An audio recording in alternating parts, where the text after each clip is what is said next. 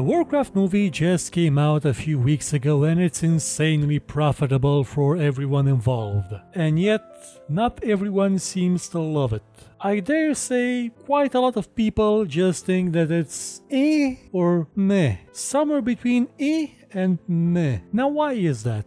Blizzard fanboys will say that's because people don't understand Warcraft and don't have the right to criticize the movie. That would be the same people that told me I can criticize Diablo 3 for having the absolute dumbest way of calculating spell damage. You know how it does it, don't you? I made a show about how it does it. It's not in English, but it does have English subtitles. If you want me to do a remake of it, just say so and I will. It's surprisingly easy to do so. But it's not just a Warcraft movie that's a bit not very good. Most video game based movies are not very good. And you may wonder why. Well, let's analyze this idea while looking at probably the best and absolutely unmatched video game movie ever made. That being the Anachronox movie, which is just the cinematics of Anachronox chained back to back with bits of gameplay in it.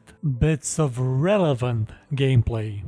Now, why did this movie work? Well, firstly, because it was made by a fellow by the name of Jake Strider Hughes, who actually directed those cinematics. And he directed them in a way that's cinematic, and I mean bloody cinematic. Look at those camera angles. It's as if he understood that he is untethered by the laws of physics when it comes to actually moving the camera around. And that alone gives it a unique artistic style. Also, the fact that it has a coherent story, interesting characters, interesting setting, good acting, and very little bullshit in it also helps. Now, why didn't the other movies work as well as the Anachronox one did? Well, it could be because some of those video game movies were made by complete and utter assholes. You know who I'm talking about. Yeah, Uwe Boll.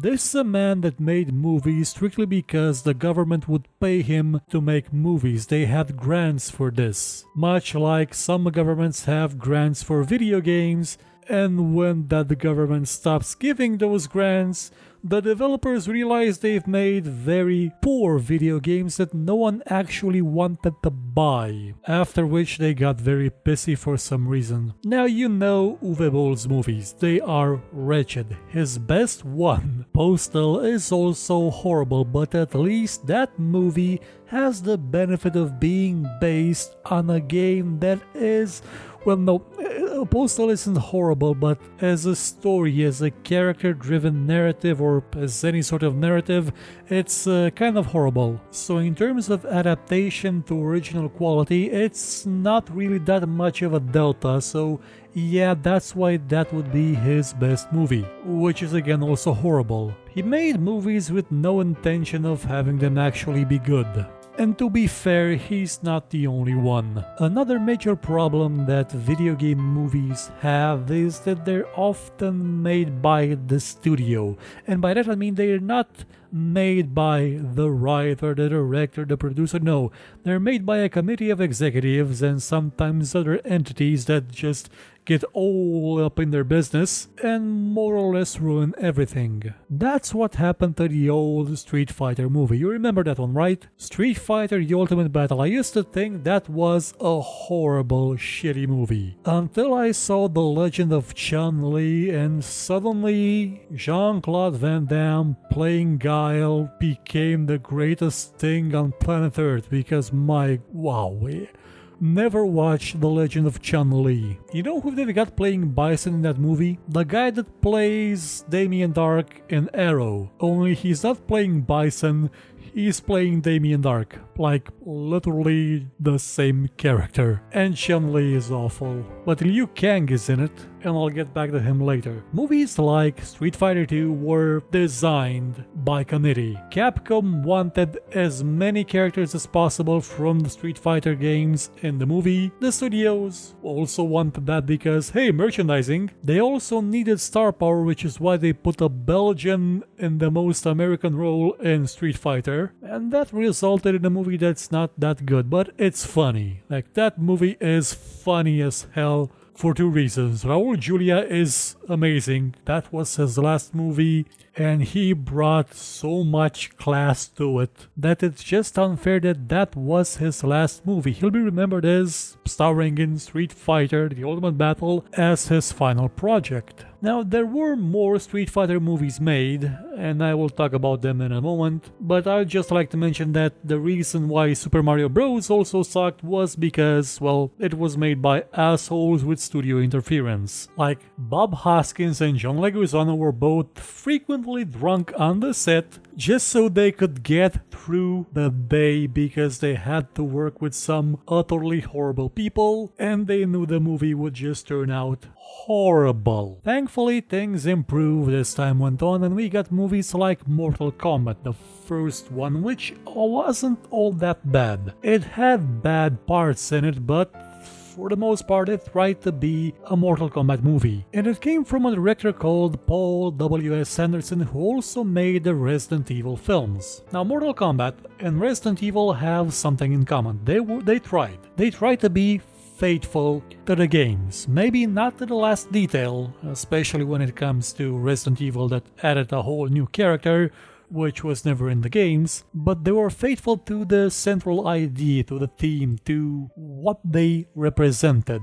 Now, that they weren't made by a skilled enough hand, that's another matter. Because you see, this is something else that happens when people try their best to make a video game movie. They're just not good enough at it and get in over their heads. But they try, and you can really see the love that Paul W. Sanderson had for Mortal Kombat and for Resident Evil. In those little shots, those little things like in Resident Evil, when they leave a room with a body in it and come back, the body is gone. That's because the same thing would happen in the games. That's one of those small Easter eggs that just makes you think, you know, the acting may be a bit stilted, some of those lines are downright horrible, but this movie has heart. Now, the other ones, the 3 and so on, weren't as good, not because they deviated too much from the central idea of the games did that themselves, but because they just weren't that well made.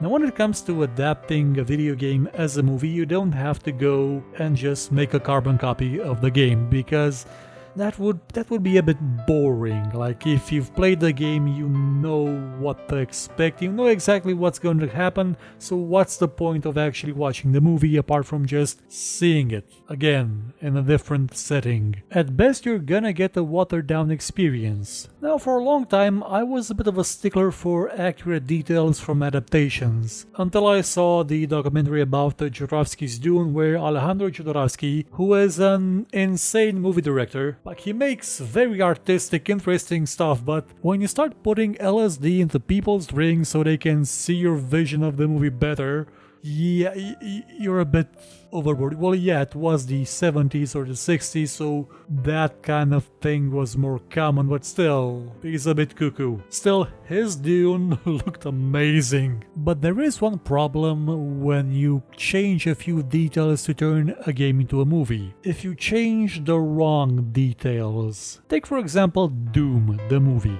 I believed it was okay. The action was good, the FPS part was great, but that wasn't really Doom, because Doom, you know what Doom is about.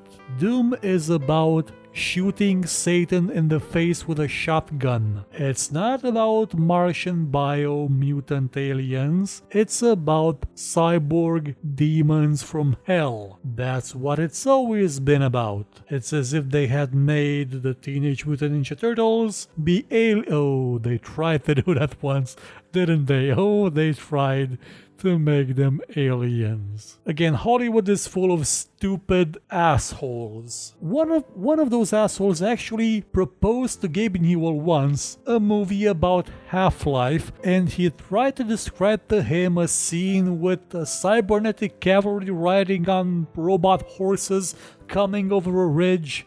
And Gabe said no, because after all, there are no cyber horses in Half-Life. Much like there isn't a sci-fi plot or enough material to make a trilogy from Tetris or Angry Birds or emojis or Minecraft. Or what I'm getting at is a lot of movies based on games are going to be made by assholes and people who don't know how to make movies. And if you want to see a movie based on a game made by people who have no idea what to do, check out Mortal Kombat Annihilation. It's dreadful. It's complete crap. But then there's also the problem of movies being made by, well, I'd say fanboys. And here I'm talking especially about the Warcraft movie. Now you could see that movie was made by someone that really liked Warcraft, which is why they added so much detail into it that didn't need to be there, and then left out some bits of the story that could have made it better. Like, did we really need to see the Dwarven City, Ironforge, whatever its name is? No, we didn't. Well, yeah, they had to explain why Lothar has a gun, but why give him a gun anyway? There weren't any guns in Warcraft 1 or Warcraft 2. There weren't even dwarves in Warcraft 1. They showed up in Warcraft 2 as those Griffin Riders or whatever they were. Now, I like the bit with the Morlock because that lasts 2 seconds and it's funny. It's a Murloc. It makes Murloc noises. It doesn't affect the plot. It doesn't take up space. It could have been used better to shape the interaction between orcs and humans better so that what's-her-name Gamora wouldn't be like, I've been here for 5 minutes and I can speak this language instantly. Also, I'm your ally now because I hate Gul'dan. The movie was gorgeous. It looked fantastic, and a bit with Gul'dan and Durotan, that was the highlight of it all. And the rest was kind of eh. It wasn't really all that good. Much like the Prince of Persia movie, which was faithful-ish to the source material, but was kind of there was no soul to it. There was no actual goddamn effort to make a compelling story, a compelling movie, because again, movies and games aren't the same. A game is something that you play. A game is something that you feel yourself. You are there. You are the main actor. You are participating in the events. You are shaping the events. You are in the middle of the story. But when it comes to a movie, you're just watching it. You're a spectator. Everything has to be filtered down to you. Though honestly, that's more of a problem when game developers try to make their games cinematic and end up doing crap. Lastly, let's talk about the projects that ended up being actually kind of okay. The Silent Hill movie was, in my opinion, pretty okay. Visually it was stunning. The story was, well, it does differ a lot from the original material and it's not that well executed, and yet it's a well-made movie compared to most of the other crap that came out at that time, like Resident Evil 3 and that Chun-Li movie. And there is at least one video game based movie that I can actually say is good. It's downright perfect. It's what every movie should have been. Street Fighter Assassin Fist. It's a fan-made movie. Not fanboy-made movie, not people that just made a film to polish a character's shaft, as some people would. But it's a movie that's very true to what Street Fighter is at its essence. It's a movie about fighting, and honestly a much deeper story than you would think there would be in a fighting game. It's well acted, the action is superb, and it's the best Street Fighter adaptation made ever since that scene from City Hunter where Jackie Chan dresses up as Chun-Li and fights Gary Daniels dressed up as Ken. Assassin Fist also has a sequel, but it's kind of privately viewable on some app from some, I have no idea what service for streaming. I haven't watched it yet, but I really want to because Assassin Fist was among the best video game movies ever made. As a direct adaptation, it is by far the best. And though this would be a bit cheating, there are some indirect adaptations like Press Start the Movie, which is a parody movie made by Dark Maze Studios based on a lot of video games which are never actually named directly. It's well acted, it's extremely funny, and it's about video games. It's about how stupid video games can be. And I really encourage you to see it. I believe you can still get a DVD, and you can actually see it for free on YouTube on Neon Harbor, which is the new channel made by Dark Maze Studio founder Ed Glazer. So now that we're at the end of this 15-minute rant about video game movies, what's your favorite video game movie and why? And if you say Legend of Chun-Li, please don't watch movies anymore.